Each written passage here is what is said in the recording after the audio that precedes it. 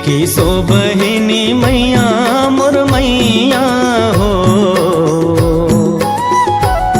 रतन जड़े है हिंग लाजे हो माँ। रतन जड़े हिंग लाजे हो माँ। इक्कीसो बहिनी मैया मोर मैया हो, रतन जड़े है हिंग लाजे हो माँ। रतन जड़े हिंग लाजे हो माँ।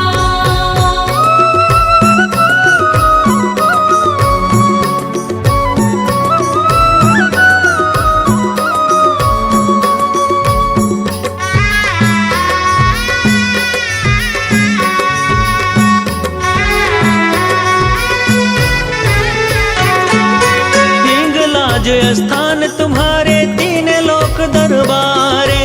तीन लोक दरबार हो मैया, तीन लोक दरबार। हिंग लाज स्थान तुम्हारे तीन लोक दरबारे। तीन लोक दरबार हो मैया, तीन लोक दरबार। तीन भुवन सब देखे भवानी, ब्रह्मा विष्णु महेशे, रतन जड़े है हिंग लाजे हो माँ। रतन जड़े है हिंग लाजे हो माँ। इक्कीसो बहिनी मैया मोर मैया हो, रतन जड़े है हिंग लाजे हो माँ। रतन जड़े हिंग लाजे हो माँ।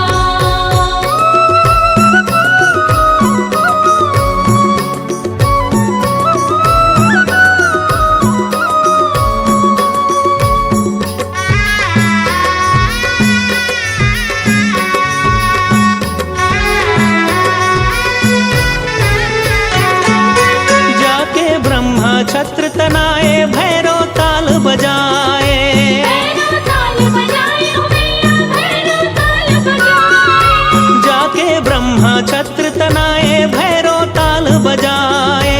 भैरव ताल बजाए हो मैया, भैरव ताल बजाए। कविता पंडित कहत हवे सौ मुख वेद सुनाए, रतन जड़े है हिंग लाजे हो माँ।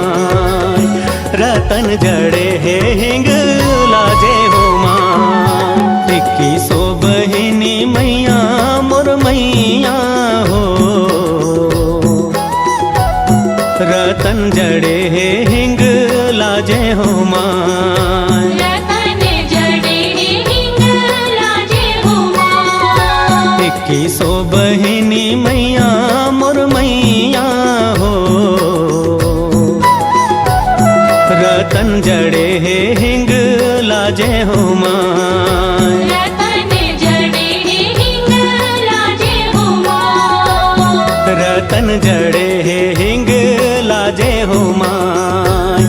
रतन जड़े है हिंग लाजे हो माँ।